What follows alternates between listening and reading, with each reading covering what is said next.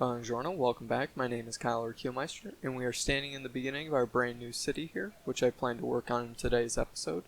In fact, we got a lot to work on today in general, but we'll start right here in the city.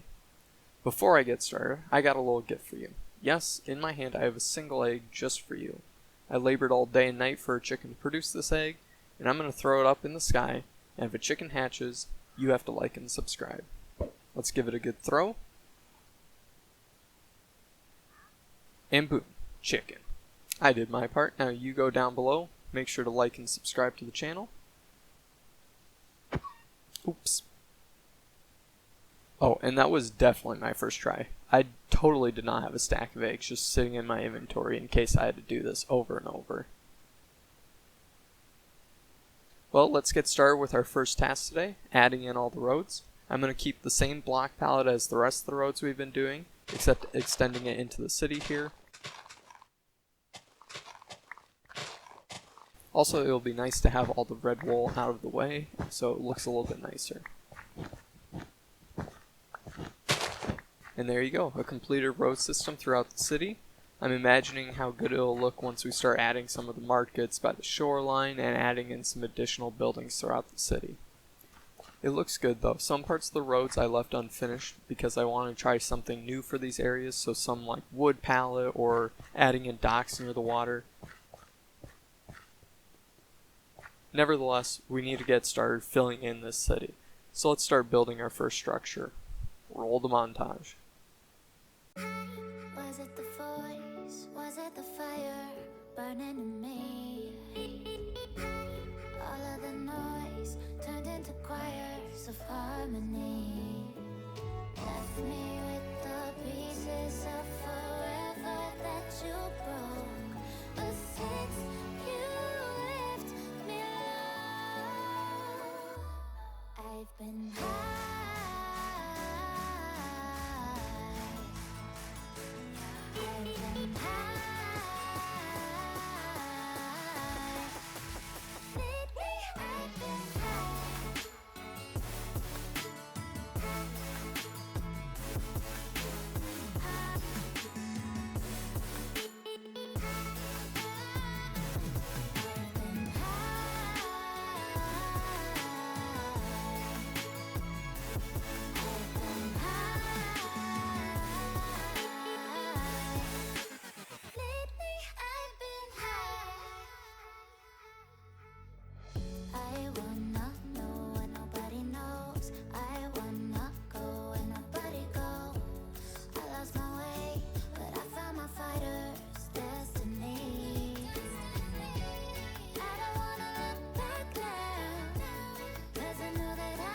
You know, it looks okay, but something isn't feeling just right about this. The far left side looks good, but the right side was causing me some issues when I was building it. Also, the interior hasn't been done, which will make it look a lot better too. Overall, I think it's a good start, but I'm feeling some builder's block, so I'll take a little bit of a break. I gathered up some wither spawning materials and went to the nether. I had an unexpected guest when I entered, but that was no problem. I took care of that pretty quickly.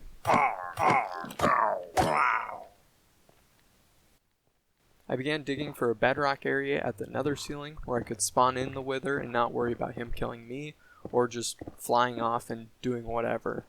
I wasn't sure about the specific bedrock pattern that was needed to do this, but this spot looked good enough. So I cleared out an area and placed down all the blocks I needed to.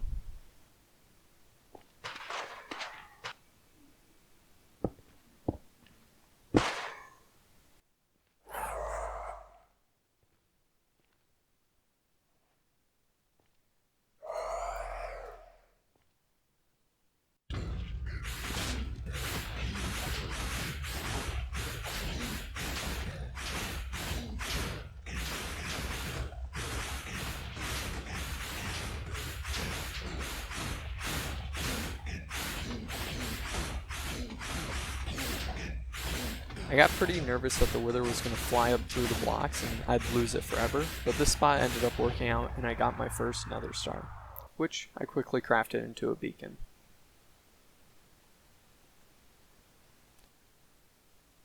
Of course, a beacon is pretty useless without ore blocks to power it, and well, I'm lacking in resources. So I began building an iron golem farm. I've never built one of these before, but they seem much easier to build than what they used to be like. They must have changed a lot of the iron golem spawning mechanics to make these farms a lot more simple.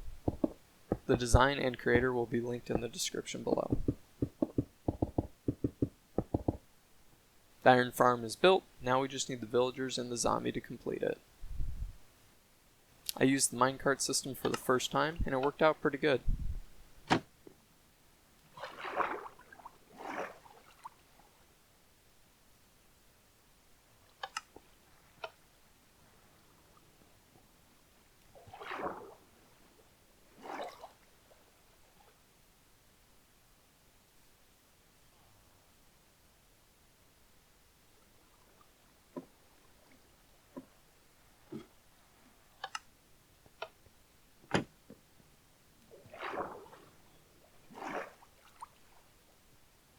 Of course, the third time was not the charm. The villagers bumped into each other and kept pushing the new one back into the system, so I had to manually push them along until they got all the way to the iron farm.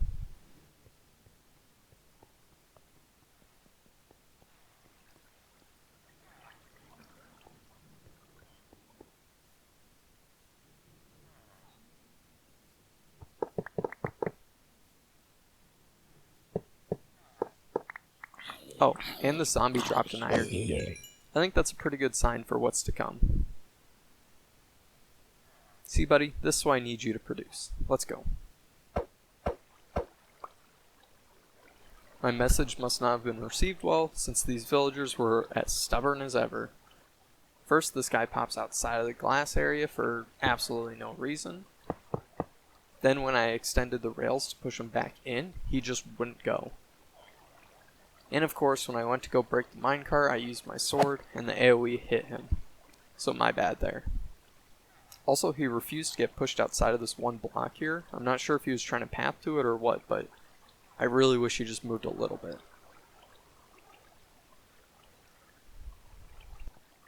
So I broke the glass in hopes that he would just walk back into the bed. I also went to go break the minecarts of the other villagers, which for some reason they began doing this satanic dance ritual thing. Kind of weird. Oh, and my other villager over here finally walked back in.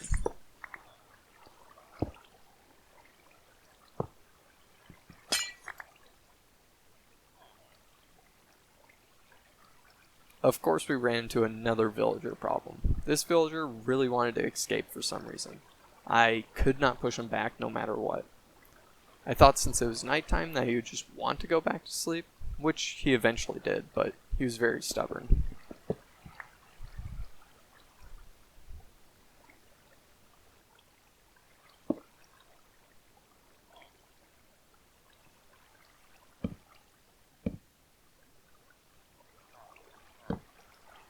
I went out looking for my zombie bait, and had a little bit of a tough time getting one into a minecart.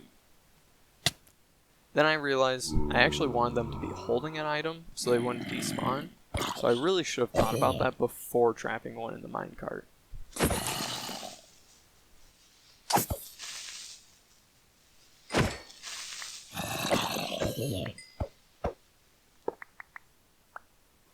Also during the night, I tried really hard to get a record disc, because I remembered that if a skeleton kills a creeper, they drop one, which, after a long time, I got one.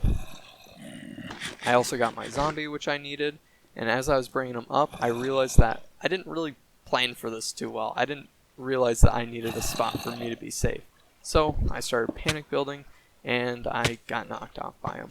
I almost died, but my knees must be reinforced with steel because I barely lived. My second attempt went a lot better. I pillared up and eventually trapped him in. I tried to block him in a little bit better and foolishly let him have a block to jump up on and knock me off. This time I did not survive. After collecting my stuff from the hoppers down below, I went back up and used a water bucket to push him into place. After blocking him in, I just needed one more item, the lava for the killing chamber.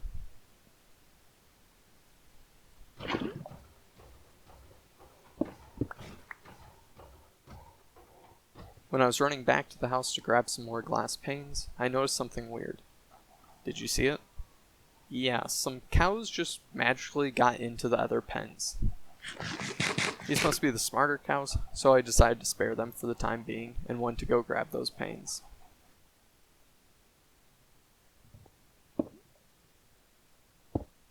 After adding the panes, the iron farm was done. It looked good. Well, actually, it stuck out like a sore thumb and looked pretty ugly. But it was very functional. It produces the iron I needed for the beacons, and that's all I could ask for. In fact, here's an iron golem that just dropped.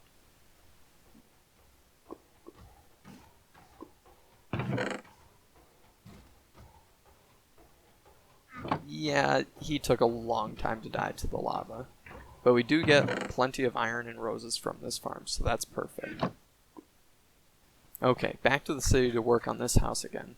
I don't love the centerpiece, and the right side really needs a lot of work done, so let's just do a time skip to when it's complete. Boom. A lot better. We have a horse stable on the far left side here with a lot of decorative hay bales. Our center and part of the right side is for a potential shop. Up above will be a nice small garden area that I still need to design, and then the room over here is completely empty because we still need to do the interior of this building. Down below, the interior is still a work in progress too, but there's a lot of open space that we can work with here. Back outside, I think it works well all together. Not my typical building style, but I like it.